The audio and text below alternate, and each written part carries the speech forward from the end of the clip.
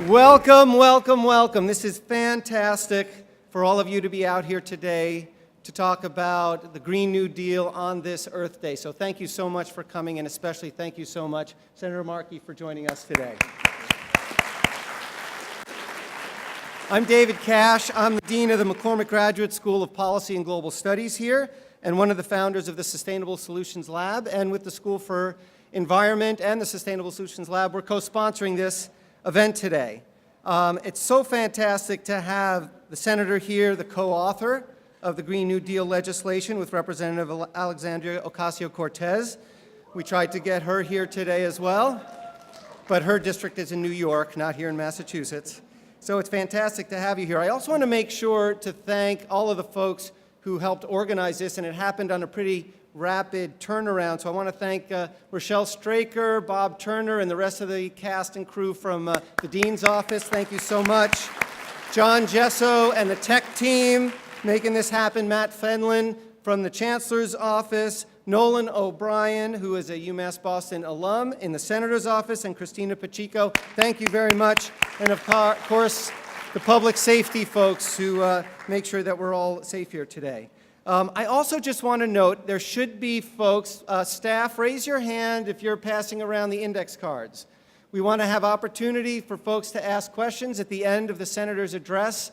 I'm going to be having a discussion with him up here, and in order for you to ask questions, write them down on a note card, hand them back to one of the staff, and that will get up to me when we start the Q&A at the end. So keep an eye out for those folks.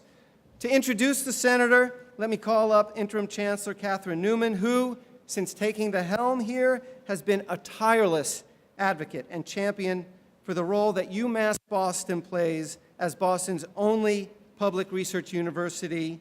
Please, Chancellor Newman.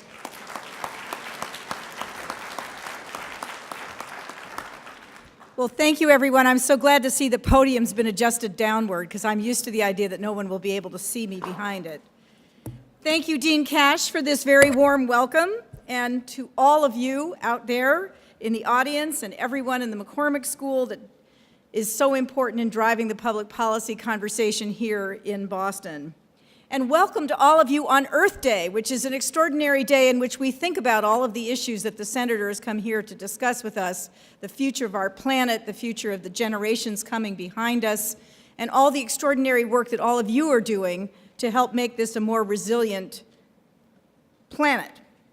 Let me start with a few demographics. Grandchildren of immigrants, how many here are grandchildren of immigrants? How many of you have parents who are blue-collar workers? How many of you were raised in working-class neighborhoods here in Boston? How many of you are the first member of your family to go to college?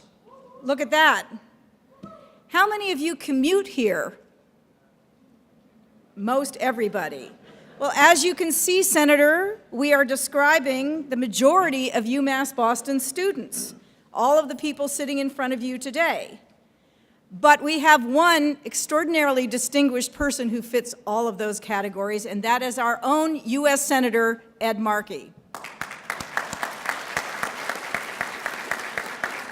And that is why it is such a distinct honor and pleasure for me to introduce you to him today, because he is very much like you, the people who make up UMass Boston. And his story not only can be, but I'm absolutely certain will be, the story of many of the people sitting in this audience today. Senator Markey's grandparents came here from Ireland in search of a better life. His father was a milkman, and he was raised in a working-class neighborhood in Malden. Senator Markey was the first member of his family to go to college. He attended Boston College and then Boston College Law School. He commuted to BC from Malden, and he worked as an ice cream truck driver to put himself through college. And the first time, and this is truly amazing, the first time Senator Markey visited Washington, D.C. was after he was elected to Congress. That might be why he's so pure. Like all of you here today, and your classmates who weren't able to join us, Senator Markey understands the definition of hard work and the definition of beating the odds. He turned 30 during his first campaign for Congress, And he defied all of the skeptics and pundits who didn't give him a chance against 11 other candidates. Does that sound familiar? And how did he win? He won the same way you win, by outworking everyone else around him. And that is the spirit and the work ethic that drives UMass Boston students every day. Senator Markey did not come from a wealthy, well-connected family. It took only one generation from his grandparents coming from Ireland to their grandson getting elected to the U.S. Senate. And excuse me, Senator, but that's the kind of story that, you know, it's like that Pollyannish story that we say, is that really true? And here it is in living color. That's really true. So let's just stop and imagine if there's any other place on the planet where that could possibly be the case, and I think we would all agree probably not. But especially in light of the current controversies over immigration in our country, it is important to remember we are a nation of immigrants, we are a university of immigrants, we are a city of immigrants, and we are richer for it.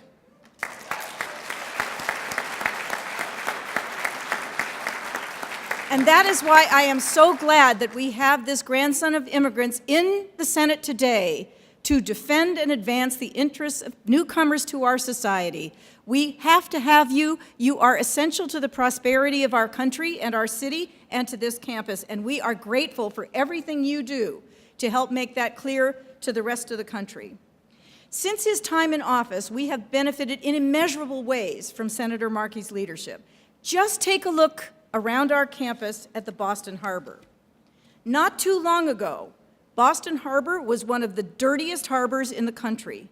But thanks to Senator Markey's leadership on environmental issues, it is now a beautiful, pristine gateway to our city.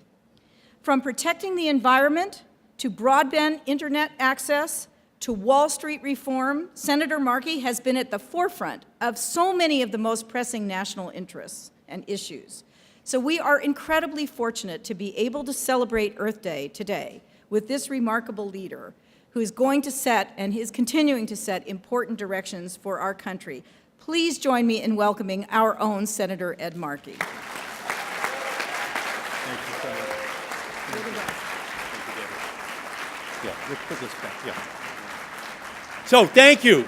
Thank you, Chancellor. Thank you for that incredible introduction. Thank you, Dean, for helping me to move this podium back so that everyone will be able to see people who are up here on the stage. So, the Chancellor is right. My father drove a truck for the Hood Milk Company, 3 sons. We all went to BC and BC Law School from Malden. Today, that's 70 grand apiece for each one of the 3 times 7 years, that's $1.5 million to be the sons of milkmen from Malden.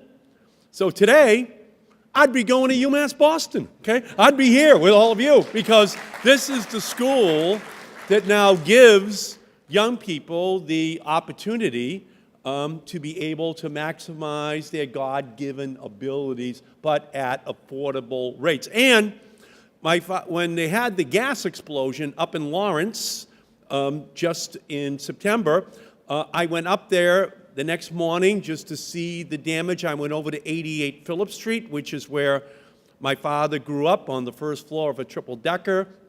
5 brothers and sisters, my grandmother and grandfather on that first floor of the triple-decker.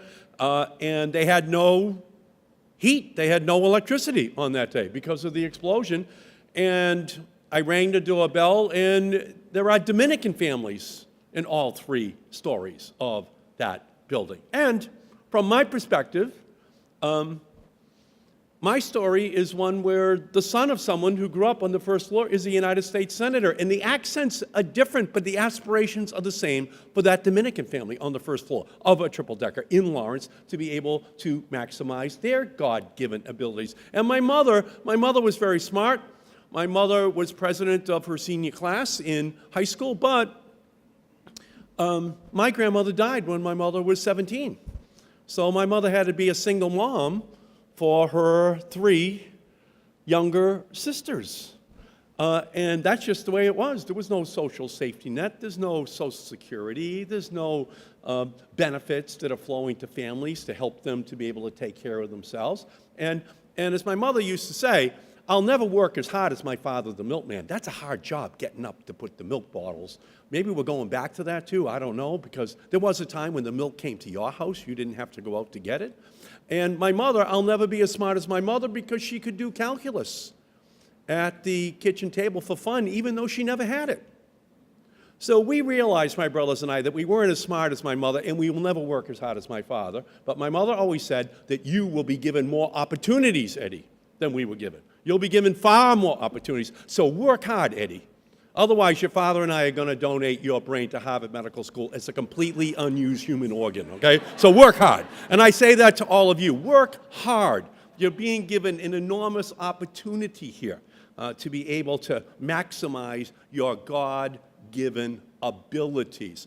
And we can see it every day in the student body as it is coming out of this school. I have on my staff Nolan O'Brien, a UMass Boston graduate here. Nolan is on my staff, and I have a full-time intern who's a junior here, Monica Reyna. Monica, where are you, Monica? Raise your hand so that people can see you.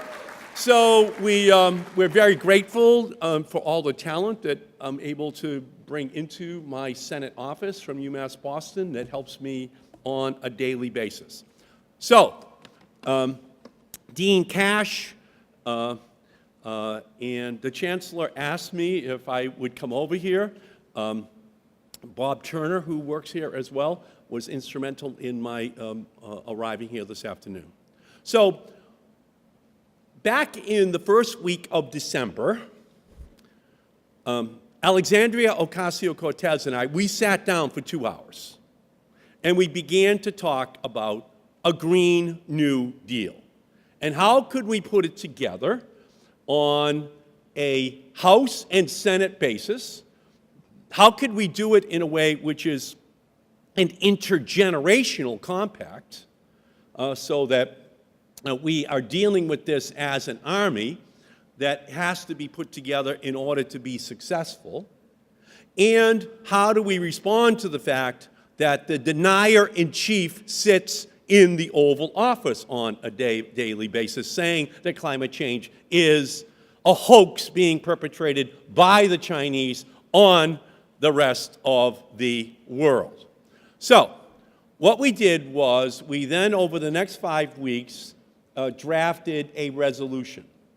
And the resolution essentially deals, one, with the magnitude of the problem. The United Nations, at the end of 2018, issued a report of all of their scientists reaching a consensus that the planet is running a fever, there are no emergency rooms for planets, and we have to engage in massive preventative care in order to ensure that we avoid the worst, most catastrophic consequences of climate change. And so what they said was that rather than 2 degrees centigrade, we now have a target of only 1.5 degrees centigrade in order to avoid the worst, most catastrophic consequences. And the target now has to be 2030 in order to begin to put together a massive program that changes the basis upon which we generate electricity and all energy in our society. And what the United Nations did was they used the word existential threat to describe how much of a challenge this was to our planet. So that's the problem, big problem, existential threat. So what we did was we said that what we have to do then is put together a challenge for our country to be the global leader, because you can't preach temperance from a bar stool. You can't tell the rest of the world you should do something if you're not doing anything yourself. And so what we did was we called for 100% clean, renewable energy as the goal for the country. And we gave ourselves 10 years in order to get on this pathway, in order to ensure that we were unleashing all of the economic opportunities that were going to be there. And our view was this, that we can save all of creation by engaging in massive job creation. And all of a sudden, from the Republican side, from the White House, came all of this ridicule coming back at the Green New Deal. Completely unrealistic. It's going to cost $93 trillion. It would bankrupt the country, that it's absolutely unrealistic. But we learned very quickly that that study had been paid for by the Koch brothers. Within 48 hours, they had a Koch brother produced report that they were using in order to attack the Clean New Deal. And why is that? Well, if there's an existential threat to the planet, dealing with it is an existential threat to the business model of the Koch brothers with all of their fossil fuel invested money. So they know that a movement like this is so massive that it's going to have severe negative economic consequences for them. So, why are we optimistic? Well, I'll give you a number. According to the Bureau of Labor Statistics, solar panel installer and wind turbine service technician are the fastest growing jobs in 12 of the states in our country right now. Solar panel, wind installers, the fastest growing job sector in 12 states already. So we don't have to apologize, because on all of these issues, what differentiates us from Donald Trump is we are right and he is wrong. Huh? And we know that. And what it's going to take is a mobilization across this country. And so what Alexandria and I did as well was we built in language as well, which some people criticized, talking about intersectionality, talking about marginalized communities, talking about ensuring that this go-around, this New Deal, actually doesn't leave anybody behind, because we know the first New Deal had many provisions that left a lot of people behind because of their color. So we wanted to make sure that there was actual language which made it quite clear that this time around we're going to do it correctly. And so ultimately that drives more criticism towards it as well. But we felt that it was absolutely impossible not to talk about this, because honestly, the pollution of our planet is matched only by the pollution of our political process in our country, right? And we know that. That is what ultimately is stopping us from implementing all of these changes.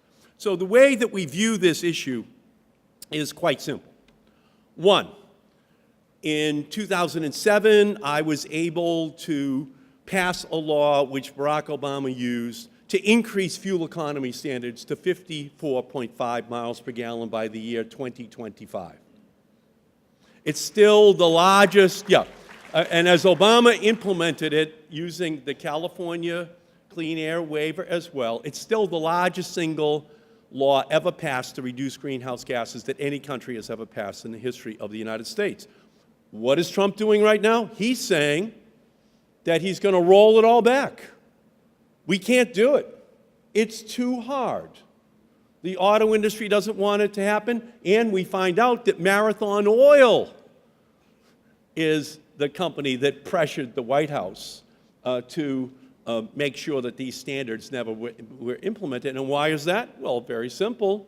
It's because it's an existential threat to Marathon Oil's business model. So it's the auto industry and the oil industry, but actually it's more the oil industry, because we put 70% of all the oil we consume into gasoline tanks.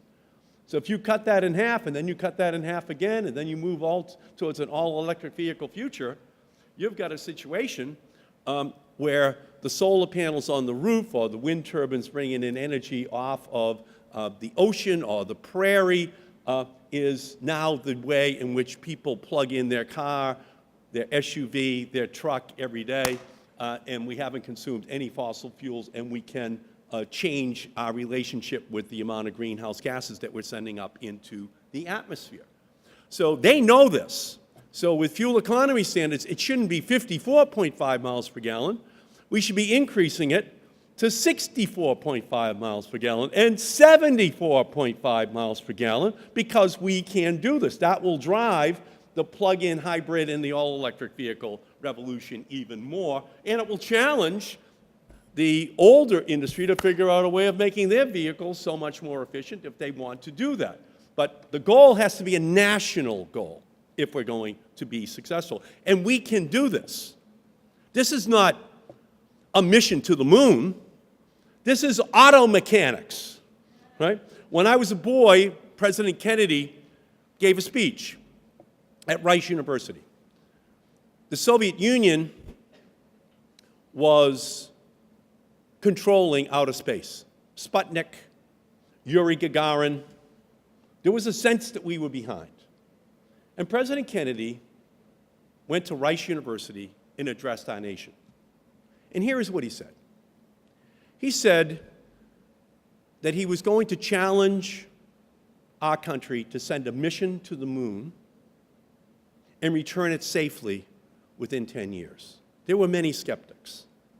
He said in that speech that we would have to invent metals that did not exist, alloys that did not exist, propulsion systems that did not exist, and that we would have to return that mission back from the moon through heat half the intensity of the sun, and that we had to do so not because it was easy, but because it was hard, but we would be successful because we were Americans and we were bold and we could accomplish this. Well, Donald Trump in many ways is JFK in reverse. His speeches all say, we can't do it. It's impossible to accomplish these big goals, which are not, this era's existential threat to our planet. But I know this. I know that here at UMass Boston, we have the talent to be able to solve this problem. It's not lost on me that Gina McCarthy, our greatest of all EPA administrators, is a graduate of UMass Boston. And it's not lost on me, yeah. She is a rock star, and she brings this incredible knowledge of climate change with just the right attitude towards how hard it's going to be to break down the walls, but that it must happen and that she will be a part of it, just as I know all of you will be as well. So whether it's retrofitting all of the buildings in our country to platinum standards, and we can do that just by creating a revolving fund of billions of dollars, which can be used for low-interest loans for buildings and residences across our country that would all be repaid and not cost $93 trillion, to do the automotive sector, to create smarter policies for agriculture in our country. All of this can be done. But again, we have to go back to my mother donating my brain to Harvard Medical School. She would always say, Eddie, right after that, you have to learn how to work smarter and not harder, Eddie. And that's what energy efficiency is. That's what wind and solar and all electric vehicles are. They're just working smarter. They're inventing the technologies, deploying the technologies that will make the difference. And we're right here on Boston Harbor, which is part of the Gulf of Maine. And you're here at the scene of the crime. This is the second fastest warming body of water on the planet. Outside of the Arctic, this is the fastest warming body of water. So you are an eyewitness to what has happened. Just in a very brief period of time. Since 1989, more greenhouse gases have gone up into the atmosphere than in all time previous up to 1989. So a large part of what has happened has occurred during the time that you've all been alive. And as Jay Inslee, who's running for president, says, that this is the first generation to truly be affected by climate change, but it's also simultaneously the last generation that can do anything about it before it becomes catastrophic, before nations around this world begin to feel the impact, before climate refugees are numbered in the hundreds of millions around the planet, mostly the poorest on the planet, before Mar-a-Lago becomes Mar Lagoon, 200 days underwater just in the next 15 to 20 years, before Key West is buried, before a Hurricane Sandy misses New Jersey and New York and hits us on Cape Cod and in Boston, burying Faneuil Hall and downtown Boston in water. And those storms are going to be viewed as minor compared to what's coming in the years ahead. So to all of you, we thank you for your leadership on this issue. UMass Boston will be the leader in the years ahead. The people sitting in this room will make the difference. Massachusetts is the most energy efficient state. Boston is the most energy efficient. Boston is the most energy efficient city in the world. It's a green monster, a separate green monster than the one at Fenway Park. And it's because of your leadership. So we can do this partnering with organized labor. And I'll just finish up on this and then we can take questions. A lot of what we're saying elicits attacks that this is socialistic, that it's a whole bunch of socialists who are trying to take over the American economy. And you know what our answer to it is? No, no, no, no, no. All we want are the tax breaks for wind and solar and batteries and all electric technologies and all electric buildings that the oil companies have received guaranteed permanently for 100 years. If that's socialism, give us some of that socialism for the Green New Deal and for the programs that are going to be needed in order to have the new technologies be invented and deployed. So why don't I just stop right there, and Dean Cash, if you'd like to come up, and I'm going to pull this back because I can see that the people in the first row had an obstructed view seat like at Fenway Park so that you can see me, and please, I'll sit here and answer any questions that you might have. Fantastic. First of all, please join me in thanking Senator Markey for his leadership and inspiration and vision. Fantastic. Thank you. So my first question, when I think into the future, I have two daughters in college. One of them's about to graduate.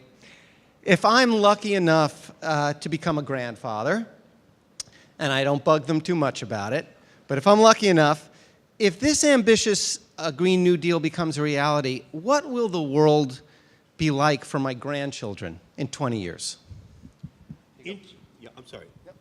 If the Green New Deal becomes a reality, we will have reinvented the way in which we generate electricity, we drive the vehicles, the homes that we live in, the buildings that we're working in. They will have all been transformed in the last 20 years. And that the United States will have become the leader in that transformation. I was the chairman of telecommunications in Congress in the 1990s.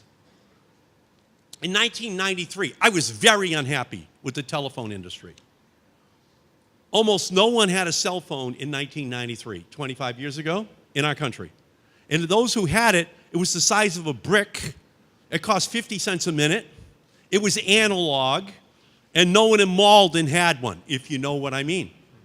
So I moved over 200 megahertz of spectrum, but we did not allow the first or second incumbents to bid for it, the two companies that were 50 cents a minute and the size of a brick. So the third, fourth, fifth, sixth, seventh companies all were born in 1 year, and by 1996, 3 years later, everybody had a flip phone in their pocket. Everyone in the country. That's when it all happened. Very brief period of time. And then 10 years later, another kid comes along and he says, you know what I'm going to do? I'm going to create a phone that has more intelligence in it than the computer on the Apollo mission to the moon. And we all started walking around with this. And then, 10 years later, 800 million people in Africa are walking around with what was invented in the United States. And they're transforming their economies, the way they communicate, the empowerment of women in those societies, all coming out of an invention here. So 20 years from now, your daughter will be walking around. Your granddaughter will be walking around in a world that's been transformed in a very real way. And interestingly, I will tell you about the broadband revolution. This broadband revolution is what makes it possible to bring the electricity in off of the ocean, to be able to manage the solar panels on your roof, to be able to allow you at a distance, oh, I forgot to turn off the air conditioning. Maybe I'll do it through my iPhone to reduce my energy bills. So this revolution begets the next revolution. And that revolution, this clean energy revolution, will make it possible for us to move pretty much to an electric society, but an electricity society that is greenhouse gas free, that allows people to drive vehicles that are greenhouse gas free because the source of energy that goes into those vehicles will be clean electricity generated all across this state and across the world. So from my perspective, failure is not an option. We have to have a green generation that rises up that's going to fight for this, and that your granddaughter will live in that world, okay? 20 years ago, no one saw this, but a 20-year-old today believes that she's entitled to a 50-inch HD interactive screen while she's holding her wireless device in her lap. No one had that on the scoreboard 20 years ago, and no one has on the scoreboard today except the green generation and the Green New Deal generation, all of the changes that can happen in a very brief period of time. Great, thank you. Just to pick up on one of the points you said when you were at the podium, it was also a well-regulated capitalist system that created that kind of change in technology and use and deployment. Is that right? Is that fair? It's true, but at the same time, the utilities, the incumbents, did not want this change. It wasn't that the change couldn't come, it's that those who were already making money off of the existing system, those monopolists, those oligopolists, they did not want to change. So we had to change the rules to create the world where everyone here has a supercomputer in their pocket as we sit here. And now we have to change the rules for this green energy revolution, and we have to take on the most powerful interests in our country. Because as big as the telecommunications interests are, they're dwarfed by the fossil fuel interests in terms of the amount of money they pour into the political system, which is why I've taken a pledge not to take any contributions from anyone in the fossil fuel industry, because we have to just begin to break our dependence upon that political power in our society. Yes. Great, thanks. So as you know, when I was in state government 10 years ago, and you were in the House at the time, I worked with your staff on helping create the Waxman-Markey bill. And then, as now, critics of aggressive environmental policy often claim that such policies come at large economic costs. Yes. They've set up this kind of trade-off. And the Green New Deal has environmental and economic policies intertwined, as you discussed. What's your argument that there's not a trade-off between environmental protection and economic development? Well, the answer is what I already said, that in 12 states, the fastest growing jobs are already wind and solar workers. My answer is that in 2008, now listen to these stats. They're very interesting stats. In 2008, we had deployed close to just 1,000 megawatts of solar from the beginning of time to 2008. That's all we had in America. Then we began to change the laws in terms of tax breaks. Then states started to pass laws saying, no, we want higher percentages of of our electricity to come from greenhouse gases. So at the end of 2018, 10 years later, 65,000 megawatts of electricity was being generated from solar in America. So in other words, and it's not exact, and I don't want to overstate it, but if you think of the Pilgrim nuclear power plant, just think of that's all we had in solar energy in 2008. Now we have 65 Pilgrim power plants worth of solar generated electricity in the United States. No one had that on the scoreboard back then in 2008. There were 25,000 megawatts of wind. Now we have 98,000 megawatts of wind as of December 31st, 2018. Now here's a staggering number. You ready for this? This is how successful the auto industry was until 2008. There were only 2,000 total all-electric vehicles in the United States in 2008. 2,000.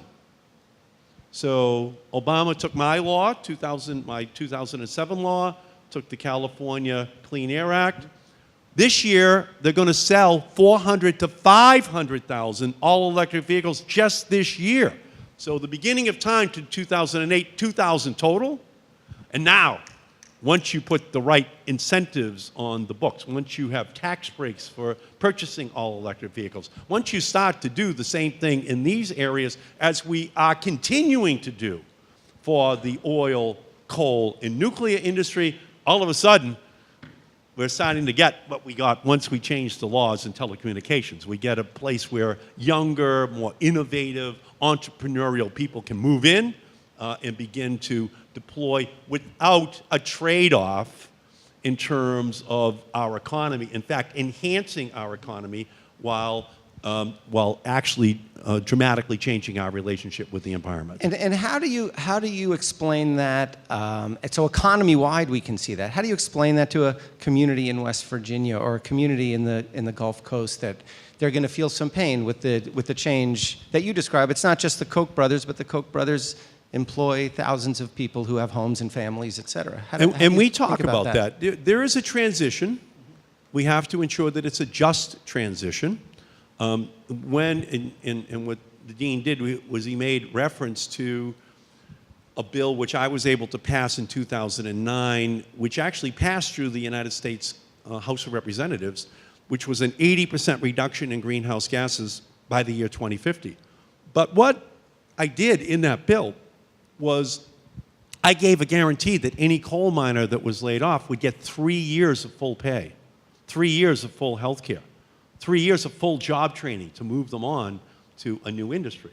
Now, there were 80,000 coal miners in 2009, and the coal industry, Peabody Coal, Alpha Coal, Arch Coal, the big companies, they killed that bill. Now they're down to 50,000 coal miners, and none of those workers were given any of the benefits. Here's the other number. We now have 350,000 people who are in wind and solar, and it's going to continue to rise and rise and rise. So we're down to 50,000 coal miners. It's not going to be a growth industry. So we have to make sure that we provide for them a transition, healthcare benefits, job training, to move on to an industry which is changing anyway. It's in decline. The new ones are growing, and we have to create the incentives then for jobs to be created that they can take advantage of. Okay, here's a little shift away from wonky policy. How can we approach climate change deniers? How can we convey to them that climate change is a human issue that goes beyond politics? That's a question from the audience. It goes beyond politics. Well, and that's a good way of looking at it. Climate change is the national security, economic, environmental, and moral challenge of our time. Of our time. So, Pope Francis, the Pope is on our side. The Pope says that it's a moral issue that we have to deal with, and the Pope taught high school chemistry. So we have a moral issue that is undeniable. Every major religion in our country has endorsed the need for us to become more bold on climate change. And with climate deniers themselves, they're pretty much a result of bad science being paid for by oil and coal companies to disseminate into our society as though there's a real debate that's going on this issue, even though 99% of the scientists accept that the planet is dangerously warming and only 1% do not. But because of the wealth of the other industries, they are able to pay so much that they're able to cast a cloud over good science. So the job of the people in this room, regardless of your major, regardless of what you're going to be doing with your lives, is to use this accurate knowledge as a mission that you're going to be on with every one of the climate deniers who you meet. Here's the good news on the polling. Wall Street Journal, NBC did a poll 4 weeks ago. They took 4 issues: climate, healthcare, immigration, and abortion. And the question they asked was, which of the 2 parties are furthest out of the mainstream? So on abortion, it was relatively close. On immigration, it was relatively close. On healthcare, the Republicans were seen as really out of the mainstream. And then on climate change, 63% of all voters, including Republicans, said the Republicans were way out of the mainstream on climate change. And interestingly, in another poll that was taken in the first 5 primary states, that's Iowa, New Hampshire, South Carolina, Nevada, and California, they asked Democratic primary voters which issues were the most important. Well, climate has now moved up with health care at the top. Climate was never at the top, ever.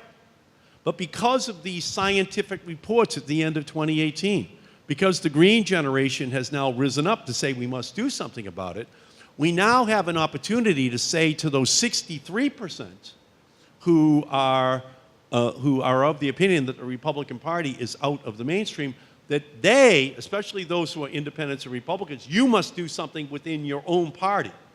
You must now work harder to make sure that you are persuading people that it makes no sense whatsoever to deny the science. And so what the people here can basically do is question them on the science.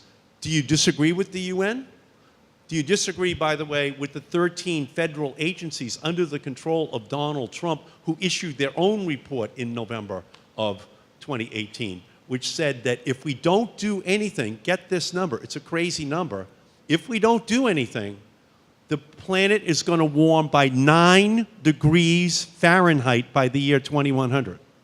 9 degrees Fahrenheit in the next 82 years compared to pre-industrial. That leads to catastrophe for the planet. So in many ways, I guess what I would say to you is the science is on our side. We have to do a better job of injecting it into the politics of our country. But I do know this, Dave, that if Donald Trump gets a second term, it's almost like a death sentence for the planet. Failure is not an option on that election. The people in this room have to become very politically active for the next year and a half in order to make sure that in New Hampshire, in Massachusetts, all across our country, that we do not see this man who has named a coal lobbyist to take over the EPA and an oil lobbyist to take over the Department of Interior, and they were all confirmed by a Republican Senate in the last 8 weeks. That's a dangerous place for our country to be, given the science. So your job is to educate more Republicans, more independents, to act politically on the science. Great. Let me go back to some specifics of the Green New Deal. Although it relates to the last question.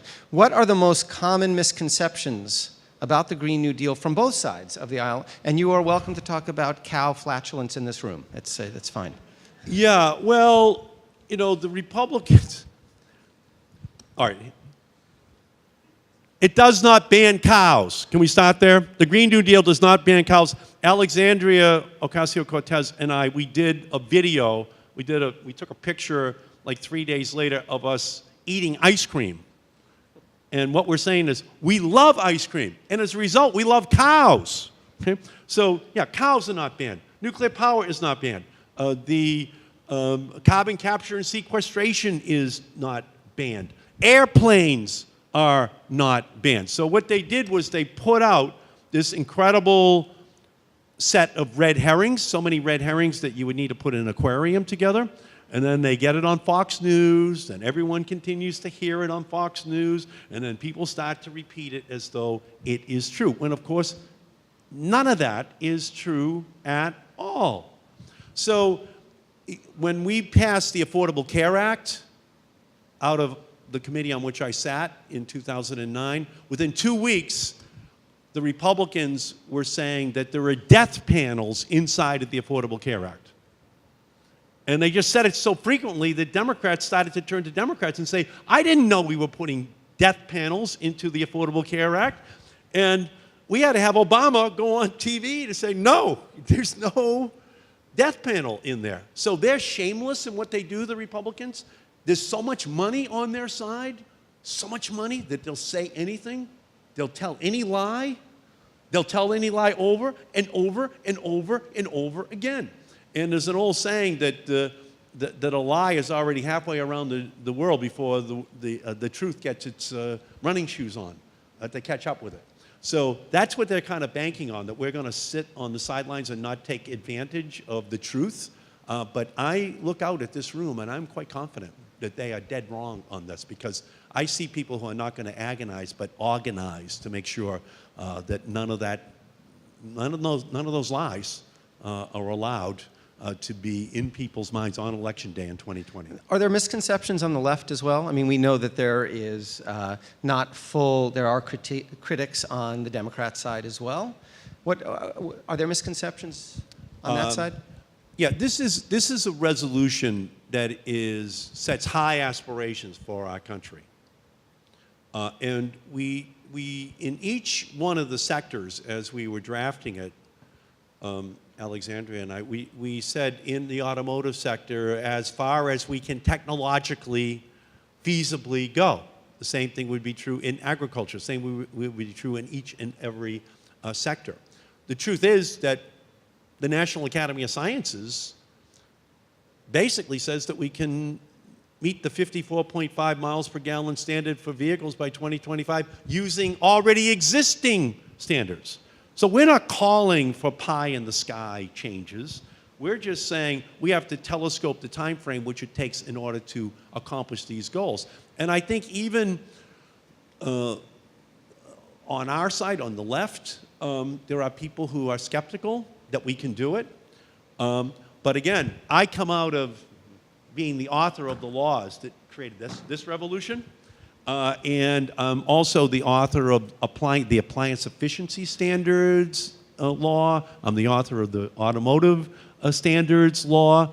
I'll give you an example of how, just think of this room, air conditioned in the middle of the summer. So my I'm going to say the date, 1987 law mandated that the Department of Energy had to continually promulgate new regulations for air conditioning, for refrigeration, for stoves, for toasters to make them more energy efficient. So once you just ratchet it up a little bit in terms of the efficiency of air conditioning, and in Texas in the summer, 70% of all peak demand for electricity just comes from air conditioning. It's 100 degrees down there. You make that air conditioning 30 or 40% more efficient, you've avoided the need for 50 new coal-burning plants to ever have been built, because you don't need the electricity for air conditioning. It's 30 or 40% more efficient, so you never had to build it. So it's thinking in that way, thinking smarter, not harder, and we have to actually educate people who can sometimes become, mostly because of that they haven't been environmentally educated to the full extent that they should in terms of what is possible. So all issues go through 3 phases: political education, political activation, political implementation. In 8 weeks, the Green New Deal has forced a debate on climate change that we have not had in 10 years. That was our goal. Everyone is debating it now. And it gives everyone then a chance to come in with their specific proposals as to how they will deal with each one of these sectors. And that's what's happening all across the country. And pretty much every one of the presidential candidates has now endorsed the Green New Deal in just 8 weeks on our side. And you know what they're saying to Donald Trump? Where's your plan, Mr. Trump? Where's your plan? And so before another couple of months goes by, we'll have every one of our presidential candidates with their plan on how they're going to solve this crisis. And you want to know something that's absolutely unbelievable? In 2016, not one reporter asked Hillary Clinton or Donald Trump about climate change. Is that unbelievable? Not one question was asked of Donald Trump or Hillary Clinton about climate change in the presidential debates of 2016. As of 8 weeks ago, introducing the Green New Deal, we've solved that problem. We've solved that problem. There's no one who's going to go a day on the campaign trail without being asked about it, okay? So I think for our side, maybe there were some who were a little bit skeptical, but they're learning a lot very quickly, which is good, because we want everyone to be in that echo, you know, of how it's key for us to be able to create this revolution. By the way, the Green New Deal is not just a resolution, it's a revolution that we're talking about. It's a revolution, and the green generation is rising up to create this revolution, and every one of the candidates better be talking, you know, increasingly in in detail about how they see that transformation occurring and how they see ultimately union jobs, blue-collar jobs being created in order to implement that revolution. I was just over, by the way, at Roxbury Community College last week. Roxbury Community College, very interesting. First of all, they're going to create an associate's degree in wind and solar and new technologies. They've installed geothermal over there and solar in combination with their parking. It's the only facility in the United States of any nature that has solar plus geothermal plus a parking, and they're going to create a major over there. You know, so you have a 2 years associate's degree in this, which they can then move over to UMass Boston, right? And we want to be in the community. We want people to be able to get this skill set, because in a lot of ways, these jobs are future-proof. Once you get this skill set, for the next 20, 30, 40 years, people are going to be installing this equipment all across the United States. And so we want to get everyone in as soon as possible to get that skill set. And UMass Boston is right at the epicenter of that change. Dave. So I think you're practically at the answer to this last question. So when folks leave here and they go talk to their friends and their family that they saw you speak today, what do you want them, give us 30 seconds, what you want them to be leaving this address saying? Well, I would say, I would break it into two parts. One, I would say, it is true, as the Chancellor said. When I got on the plane at Logan to fly down to D.C. to be sworn in as a congressman, it was my first trip to Washington. I had never been there. I had never been there before.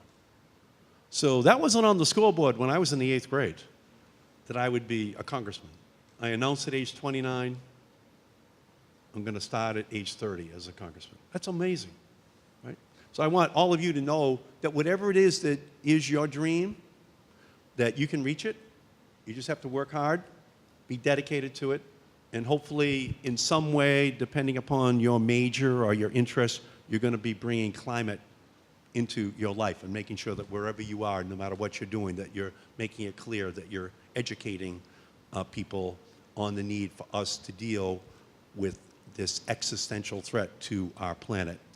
And that would then be my challenge to you, that you're in the upper 1 percentile of the luckiest people who have ever lived in the history of this planet. About 5 billion people would trade places with you right now to move here, to be sitting here at UMass Boston. Okay? So President Kennedy used to say, to those whom much is given, much is expected. Well, I didn't fully understand it when I was in high school in Malden or in college as a commuter for all those years. But I was being given a special opportunity just by being in Boston, just by being given this education. So you should all know that whenever you speak for the rest of your lives, because of the incredible opportunities that you've been given here, people are going to listen to you. And that puts a great responsibility on you to make sure that you use it, not just to enhance your own personal life, but the life of the planet as well. And if you do that, then we will be the leaders. Massachusetts was the leader in the abolition movement. We were the leader in the suffragette movement. We were the leader in young people getting over at Boston Common on buses to go south during the civil rights movement. We were the leader in the gay marriage movement. We were the leader in the Affordable Care Act movement. We are the leaders. We are the revolutionaries. And the people in this room are the latter-day descendants of those revolutionaries. And we expect this resolution, the Green New Deal, to be turned into a revolution led by the people in this room. Thank you all so much for having me. Please join me in thanking our senator, Senator Markey.